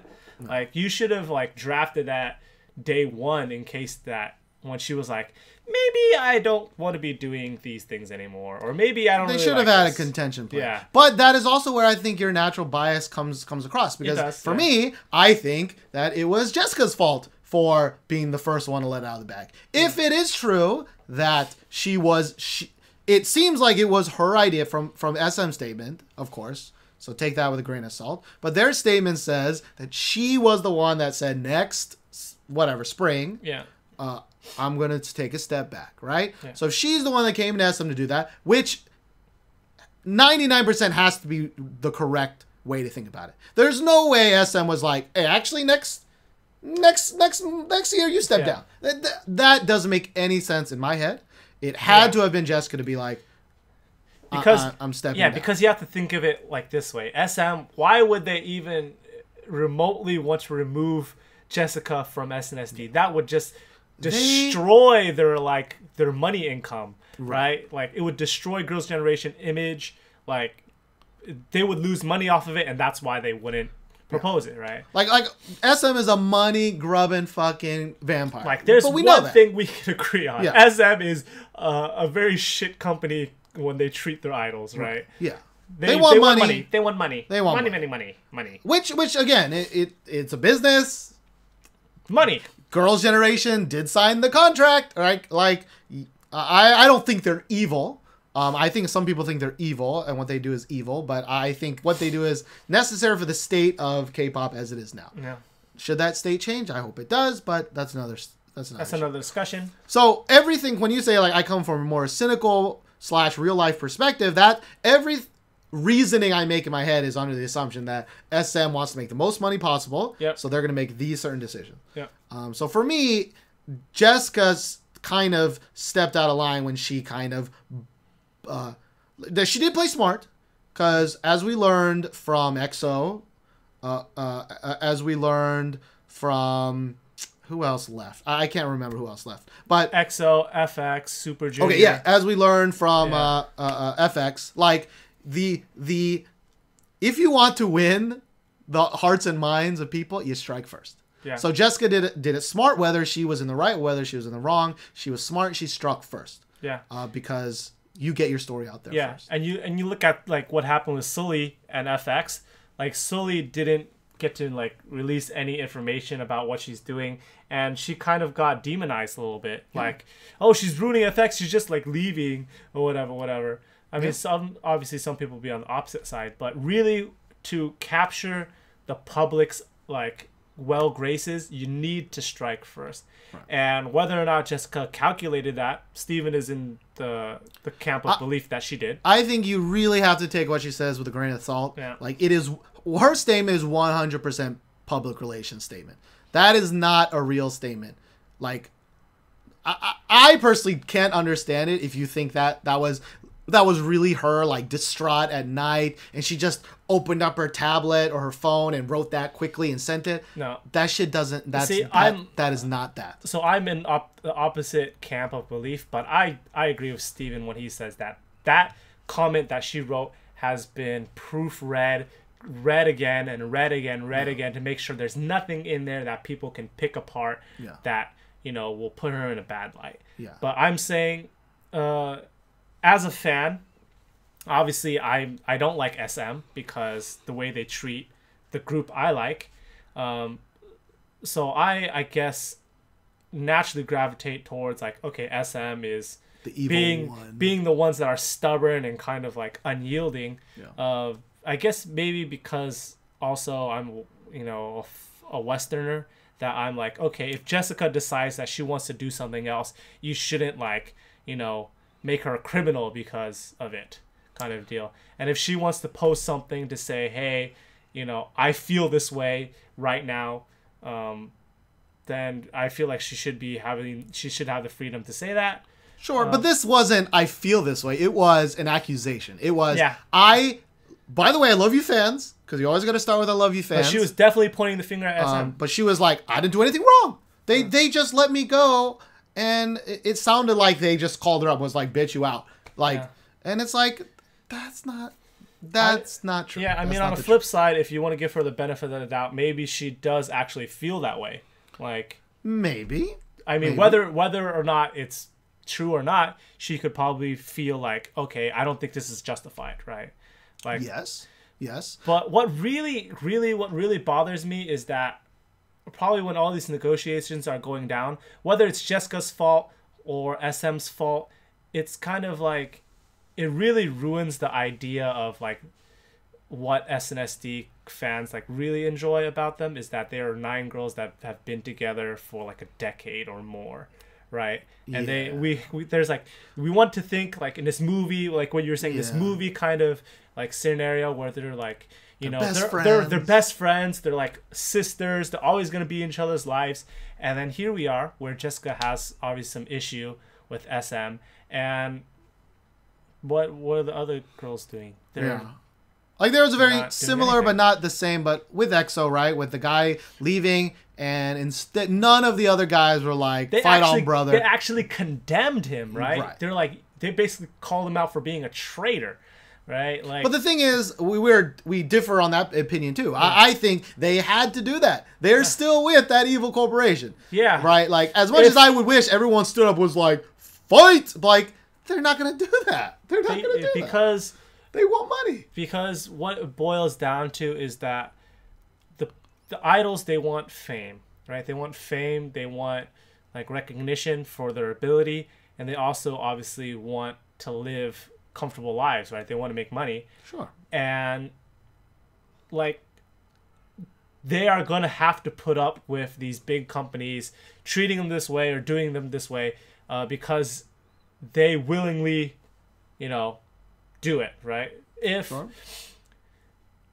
So look at what happened with like Zaya, if you guys know what happened with Zaya. So Zaya's leader, he went like completely apeshit on social media, like just really, really cryptic messages about how like they weren't that cryptic though. There were a lot of cryptic ones, and then there was ones like, I'm a killer, you made me a killer. Like, there were really, really ones on this side, ones on that side. But basically he openly challenged the CEO of his company and was like, hey, this ain't right. I'm going to walk up to your room. We're going to have a conversation right now. Like, he just told that out to everybody. Yeah. Like, basically, everyone be my witness. I'm going to the CEO and talk to him now. He's like, it may end up horribly, but I don't like the way he's treating us.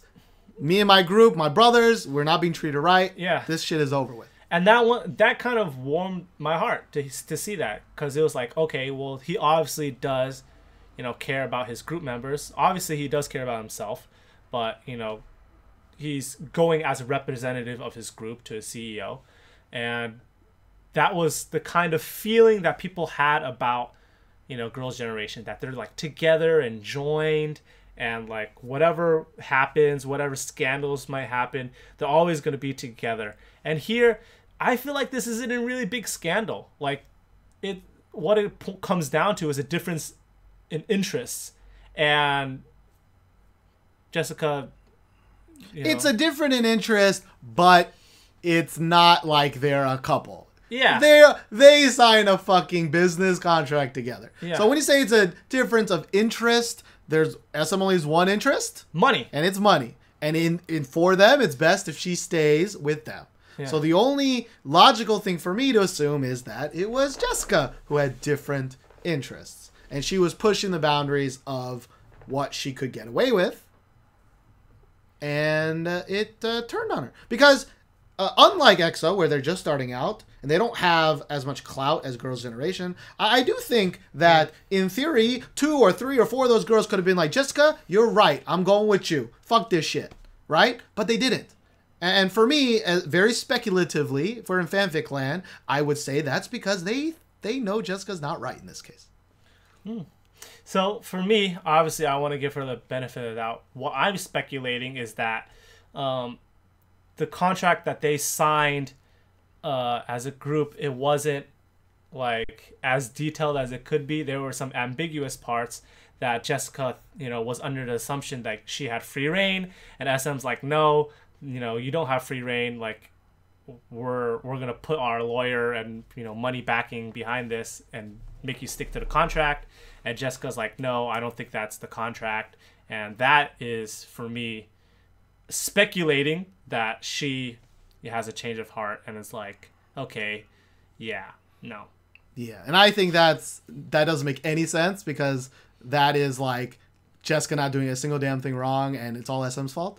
I don't think that's true. No, Jessica is doing something wrong in that case. Like, she is. No, you're saying it didn't say she can't do it in the contract, so why is SM mad because they can't do it? Well, it's SM's fault that she can't do it. That's what you're saying. No, I'm saying, like, it wasn't specific in the contract, so SM is like, okay, we need to iron these out. And Jessica's like, no, I'm going to do my fashion line because it doesn't say that in the contract. Well, to be fair, the only time we've ever heard of fashion line is from the SM side, right? Like in her perfectly picked words, she never mentioned any of that shit in her message, right? Yeah. She was never like, I wanted to do my fashion line, or they had a problem with my fashion line. Only SM in their statement said fashion line.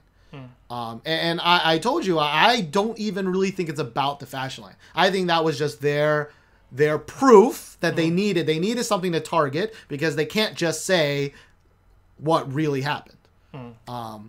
And like, that contract stuff just doesn't make sense to me. It's like, she signed the contract just a couple months ago. Yeah. She agreed to this contract. So if they're having contractual problems, then why the fuck did you agree to this contract in the first place? You could have left. See, that's what I'm saying. Like, if it is really her wanting to leave, like, she would have just left at that time. Like, she wouldn't go through all this legal trouble if she didn't want to be a part of SNSD. Well, see, okay, let's strip it down. All right. So how can I word this? I'm trying to think. Like, I'm thinking that she wants to stay in Girls' Generation. Yeah. But, because obviously, she's saying SM kicked her out. That's what she's saying. She's saying SM, I don't even know why, but SM has informed me. No, she says she might know why, but she doesn't think it's justified. Okay. She says for no justifiable reason. She thinks it's bullshit that it happened. Yeah. While SM is saying Jessica's wanted to step away for a long time, and before we could iron out the details, she shot her mouth. Yeah. She shot her mouth off. Yeah. Right? So, for me, it's like, I believe that, oh man, I don't know how, I should have ironed this out before I started my fucking words. Like, what was the last thing you said? Like, I think you believe that because she signed the contract, she wants to be in Girls' Generation. Yeah. Right? And so it confuses you when now they're saying that she didn't want to be Girls' Generation. So something bad had to have happened. It wasn't Jessica. Because you're saying if she wanted off the group, she would have went out the group. Yeah. Contract time. Yeah. So obviously it's not her. It's something with SM that caused this problem.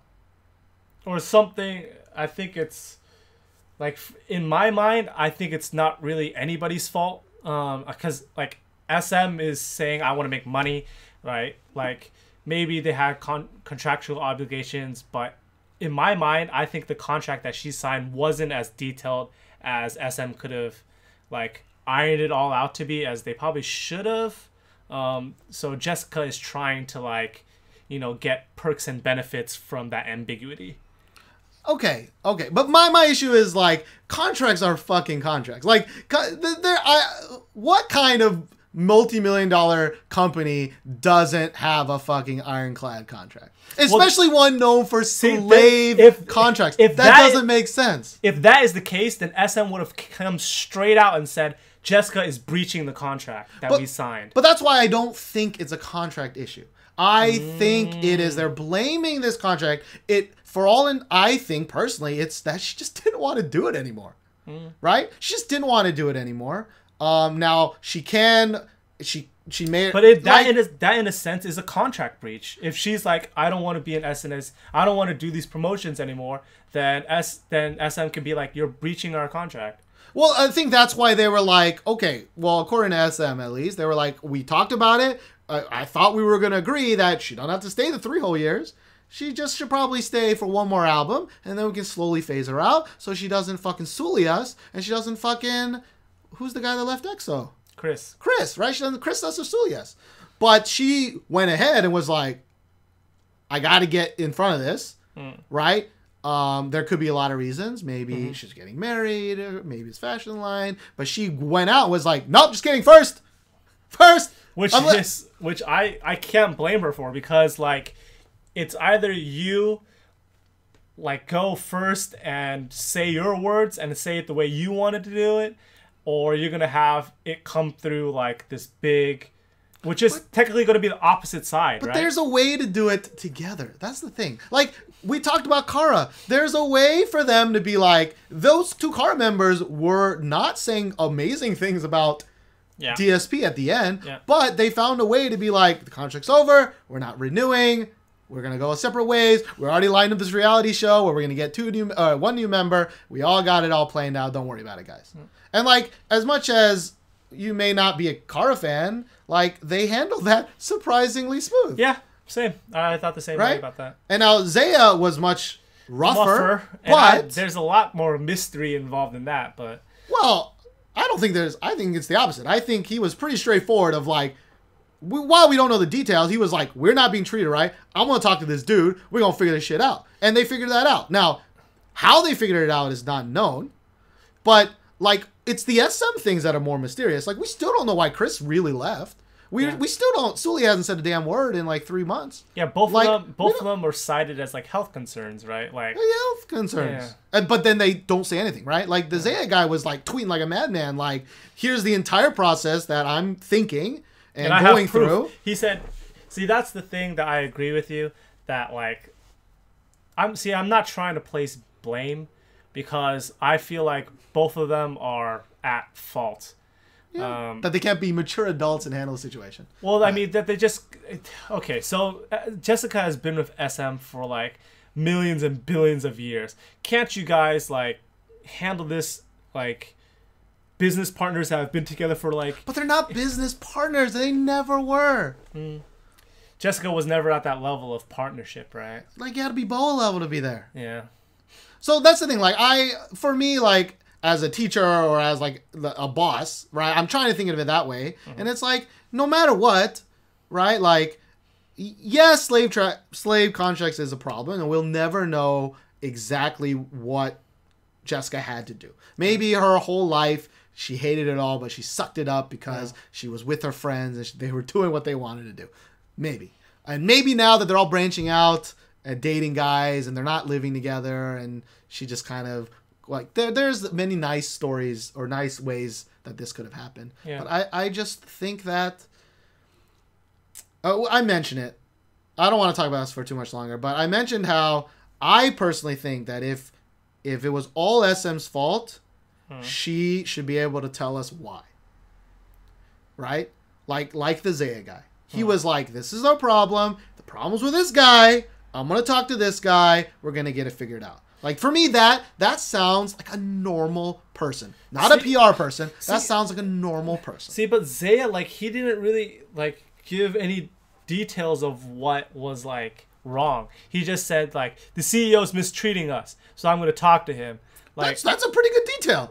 That's not he hit us 8 times on the head with a baseball bat. Like, it's not that detailed, but it's actually, he did say, like, he slapped me a few times. Okay, like, even my father didn't slap me. Like, yeah. Okay, but that's a way more detail than what Jessica said. That's a million times more detail than what Jessica said. And of course, Chris never said anything, and Sully has never said anything. Like, you would think which makes me raise my eyebrow. Like, the entertainment world, especially in Korea, is kind of really dark sometimes. Yep. Like they're really big companies, obviously, and I just find it very strange that in every case of like what's been going down, except for in the case of the Super Junior, that was very detailed about what happened with him. But like these three cases, like Chris, Solee, and Jessica, I feel like SM has had a hand in silencing them, or like kind of keeping them in check about what they can or cannot say. Yeah. Like, because if I was in their shoes, right? Like, if Chris was to say, okay, I disagree, you know, I want to leave, blah, blah, blah. Like, he should be able to put forth a good reason why he wants to leave. Mm-hmm. But he didn't say anything. Well, right? I think he said like one thing, just like Jessica did, which was like, I love you guys. You guys are my fans. I hope you stick with me for what the future may come. Like something generic like that. Yeah. Like, right? I'm pretty sure he wrote something like that. Just like... But that's like super generic. Everyone would say that. That's what Jessica says, man. Yeah. Which makes me believe, like, why is it this way? Like, Solee didn't say anything. Chris didn't say anything. Like, all they're saying is like generic PR kind of things. Right. Which is like, okay, Jessica's obviously been through much more difficult times than the time she's going through now, right? If she was definitely going to break, it wouldn't have been this time. Mm. The same with Chris. Chris, like, debut time, they probably busted their asses off, right? Mm-hmm. And same with Solee, right? And they're still busting their asses off. And so what I'm thinking is, like, I don't know why, I don't know how, and I don't know why, but SM probably has a hand in keeping them quiet. But see, that also means then that I don't think that even if that means the contract is still in place. Like for them not to be able to just mouth off. I mean, yes, that's also a Korean trait that that doesn't exactly happen. They don't just mouth off to people, like America. Because in America we'd be like, fuck that guy, like, what an asshole, right? But like to me, it's like, okay, if they're gone quiet, they're not allowed to say anything, then there could be a lawsuit involved, and they're trying to cut you off from saying anything dumb. But it could also mean that if they said anything bad, they'll be breaking a very specific clause in this contract and be like, oh, then that means all that money I paid you, we need some of that back. Oh, and also you're not getting anything for the rest of your life. Yeah. Right? So that could also be why none of those people are saying anything. Because I'm pretty sure SM's contracts are pretty damn good. Yeah, right? Like, that's what makes me believe, like, Jessica, as a person, it's really strange to me that if, like, what's really strange to me is, Jessica is still going to be under SM. As far as today. This is the first. She's not going to be in SNSD. She's just going to be under SM as an individual artist, which, when you think about it, makes shit ton of no sense, right?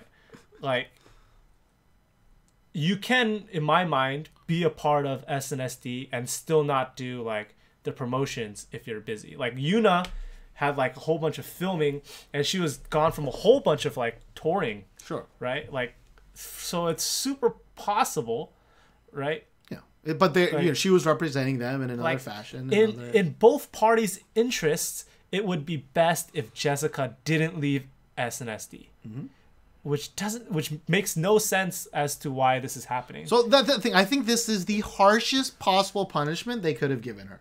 Yeah. Right? Yeah. Which to me sounds like she really fucked some shit up. She must have really done something that SM didn't like, right? Like, she must have like really like broke the contract somehow. Like, maybe she got shotgun marriage, or had she has a baby or something. That's true. Like, and once again, me and Steven, we're talking, but this is all speculation, right? Steven's on one side, I'm probably on the other side. We agree on some points. I feel like, my logic is more sound, but that's me. It's speculation, Steven. Some speculation could be like an alien came in and impregnated her. Like, there's sound speculation, there's fucking crazy ass speculation. I want to say your speculation is more logical. I think mine is. No, I think mine is. Not. We'll see, the viewers, but who knows if they made it 45 minutes into this part of the conversation. An hour 45 minutes. But I don't know. I told you before, like, we had an argument that I just think I make all my like what ifs based on the fact that I know that SM wants to make money. See, I'm making and I think yours. No, you're not. You're making your assumption on SM's a bad and evil corporation because they want money. So it must have been their fault that this happened. Like almost every time you talk, like we kind of agree on the same things, but you word it in a way where it wasn't Jessica's fault. It was SM's fault. No, it's definitely Jessica's fault also. Also, Are you saying that SM is totally clean of any fault? I'm not. I'm saying we know their contracts are horrible. Like that's a crime in itself, right? But as far as in this situation, like who mouthed off first? I'm like, unless it's true, like yes, if it's true that SM was like Jessica, you're out. They walked up to her, she didn't know what was going on, and they said, Jessica, you're out. Which doesn't make any sense to me. It doesn't make any sense to you. We've said that doesn't make sense because SM wants money. Barring that one case, Jessica's the one that mouthed off here. Yeah, okay, that's probably the case. Right, but so what's SM's fault in that? Is it SM's fault that she mouthed off? Is it SM's fault that that according to them at least that she wanted to stop promoting with Girls' Generation? Like I don't understand in this moment, in this specific moment, why it's SM's fault. My understanding of SM's being at fault is their stubbornness in their negotiation. But you don't know any of that. You don't. But, know. How do you know? How do you know it was SM's? I know that because SM wants money. They're going to be stubborn because they are the boss. They want money. They own the SNSD like name right. Right, but if they want money, yeah, why would they? Like they already, according to them, set up this plan that was like, this is the best possible plan for us, right? This, if you want to leave, we can't. We can't chain you to our desk and make you dance like a monkey, right? Like, this is the plan, which makes sense to me, right? Like, in this today, who fucked up? I'm talking today. I'm not talking about long term. I'm talking about today to cause all this craziness. Who fucked up? Probably Jessica. Like, to me, SM didn't fuck up. Now, long term wise, maybe the lead up to this, maybe that's part is what that's all speculation. But I guess I should have worded it in a way that was like today, as far as everything we've known, Jessica ran her mouth off today. Yeah. Right. See, okay. And it caused a big ass problem. Okay, so I might be talking in a bias, obviously, because I'm an SNSD fan, right? That's obviously going to be true. So the way I word things are going to be like lighter and like less accusey. But what I'm saying is I'm not trying to like point blame because this is all in all disappointing. Okay, right. Because it's awful. Because like two sides can't agree over, I think, which is something like kind of petty. I mean, like, money's a big deal to money is a big deal to people, but like they're making so much money as like, and they would, it's kind of like a prisoner's dilemma. Like they would make so much money if they just handled it like in a different way, like both sides. Yeah. Right. Like I'm not saying like, you know, SM is more at fault, like Jessica's more at fault. I'm talking in a way that I know. Yeah, you're right. I feel SM is an evil company because they are so money grubbing. They'll do anything for money, and that it for me is inherently evil, right? But I also think Jessica's at fault for being like, okay, I'm gonna jump the gun and trying to like get my fans on my side, right? Okay.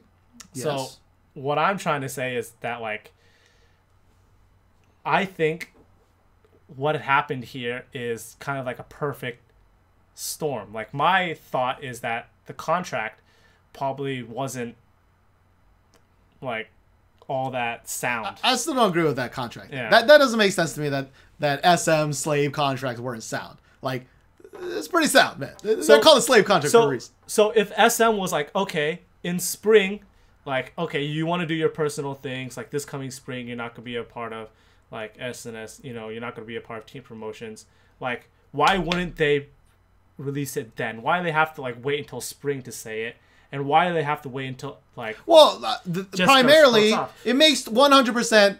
It makes sense to be like, if you promise to make me one more album, we're gonna make that album, we're gonna release that album, and then you say she's gonna leave. You don't say it before the album. That don't make no sense. It makes sense because it's like, okay, this is gonna be the last album that they have as 9. You don't think that's gonna sell fucking shit hotcakes? No. Really? The last album they have is 9. I think maybe 10 years ago, yes. But in this era of crazy-ass netizens and crazy-ass nonsense that they do, I think they would have gotten a lot of crap in a lot of ways for saying Jessica is leaving on her own accord. Okay? And this album is the last one. Okay, so we can agree. We'll agree on this. We'll probably end it here. SM has terrible PR because obviously they let Jessica, I don't know if you would call it sneaky, but kind of sneakily sneak in this like, hey, fans, come to my side. Because if SM was really smart about it, they would have put this in a flowery way to say, hey, you know, they would have jumped the gun if they were smart. SM would have done what Jessica would have done if they were smart about it. If they in their team of lawyers couldn't sniff this coming, they should have they took them a long time to come out with this statement. Which makes me think that they had no intent of releasing any of this information until it was all done. Right? Which is insane to me in the same year, of course, as the Sully thing and as the Chris thing. Yeah. Like, you would think they'd get better at... Obviously, they're not going to get better at treating their artists well because it's too late for that. Yeah. But you would think they'd get better at controlling the PR from it. Yeah. But they can't do that either. So that's a shame. But I think definitely if we sleep on it, and definitely next time, I do think maybe I'll change my mind completely, to be honest, because we just all heard about this today. All of this is kind of our knee-jerk reaction. We definitely come at this from very different sides. I am very distraught. I told him, the first thing when I heard, I just texted my brother. I said, "Boss, you heard about this?" And we both said, "I'm devastated." And it's true. Like, I'm a fan of SNSD, and I'm very, very sad that they're breaking up. Like, they're not like original 9 anymore. Like, I was telling one of my friends, like, I will probably still follow Girls' Generation, but this will probably be my last day as like a hardcore like SNSD fan. But okay, what if I hate to play the what if game, but what if really truly I don't think this is true. But what if Jessica was being insanely selfish and was like, fuck this shit, I'm done? That still would you still not be fully committed to the rest of the 8? You would still think of them as like a whole, like not. Yeah. I would, because like whether or not it is like Jessica's total fault or SM's fault or like Girls' Generation not standing up for Jessica, like it doesn't matter where the blame is. What it comes down to is like they're breaking up basically for something I think is really petty, and that kind of puts a sour taste in my mouth as you don't spend 8 years or whatever together. Yeah, and then to end like this. Right? Like if Jessica is totally at fault, then like the whole time she was with like, you know, Girls' Generation, like it makes that taste sour. That okay, like you don't know what to trust, right? You're like, like, were they really friends? Okay, they really like each other. Okay, if Jessica is totally at fault, she only thinks about herself. You know, she's only after to get after money. Like she's trying to push every boundary that she has. If that's the case, right, then that makes me really sad because it's like, okay, well, these other girls like really trusted you. I thought you guys were coming together as 9 as sisters. You said yourself, you know, and they trusted you, and that.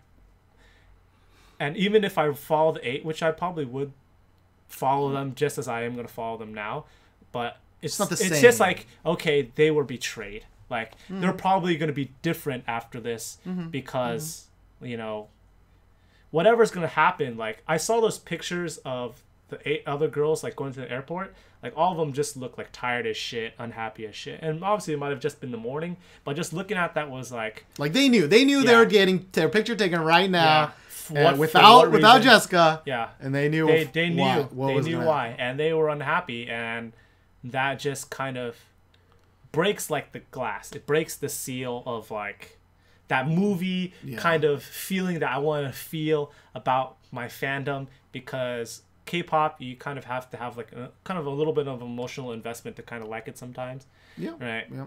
To be like a real fan of fandoms. I feel like you're not really a fan of fandoms anymore. No. I mean, it's been a long time since I was completely obsessed with something like that. But it's also just not in my personality. Yeah, to be like so that. I'm like that kind of way, and that this like breaks the glass. That movie glass that you were talking to me about, that you were saying like that understanding that, oh yeah, they're sisters, like there's a Soshi bond there and all that, because whoever's fault it is, like it's just broken now. True. Right? No, like, I agree with everything. Whoever broke it, it's broken now. Like if Jessica's at fault, then she broke it, and that taints the whole pot. Yeah. If it's true Jessica is like the victim and SM's kicking her out or whatever, then like still obviously sucks. The other 8, like they didn't stand up for her, right? She's obviously, so any way you cut it, it's disappointing, right? Yeah. No, I agree with everything you said, at least in the last part, in the last 10 minutes. Yeah. You know, we didn't mention it, but of course, don't forget SM did have a big old problem with JYJ, you know, DBSK. That's the other one, JYJ, yeah. They were all, you know, more vocal about it after a certain amount of time. And they were like, you know, they've never been seen together again. Yeah. But I think that was when they were trying to renew their contracts, though, so that was a little bit different. Maybe. Yeah. Or maybe it was toward the end of it, and they were like, I don't know. To be honest, a lot of that stuff I just kind of gloss over because that's not exactly why I listen to K-pop. You know, I don't really care about some of that stuff. But, of course, this is a big deal. But I don't think it's that, as a non-super fan, you know, like, I always knew this was going to happen.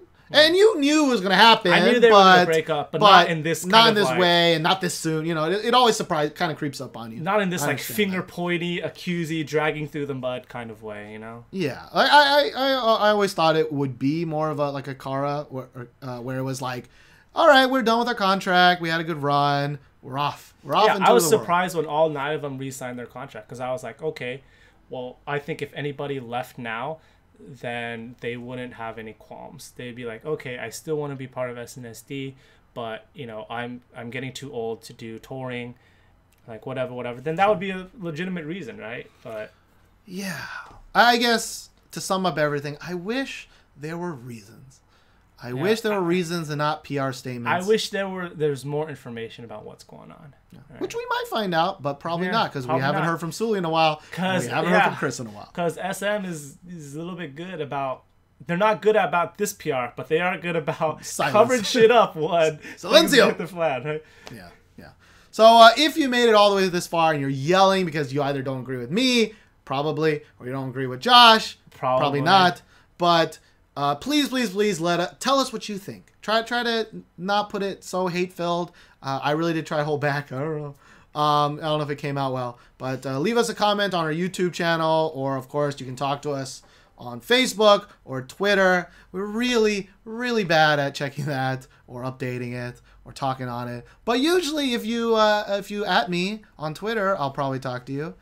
May take a day or two. And Facebook, I mean, no one messages me on Facebook. So, but you can, if you want. You can. We have been getting, like, every couple weeks, we get, like, 2 or 3 more likes, and it makes me happy. Yeah, just trickles in. And every week, I'm like, I really need to update that Facebook page. We really need to make an update. But it doesn't. It never happens. Never happens.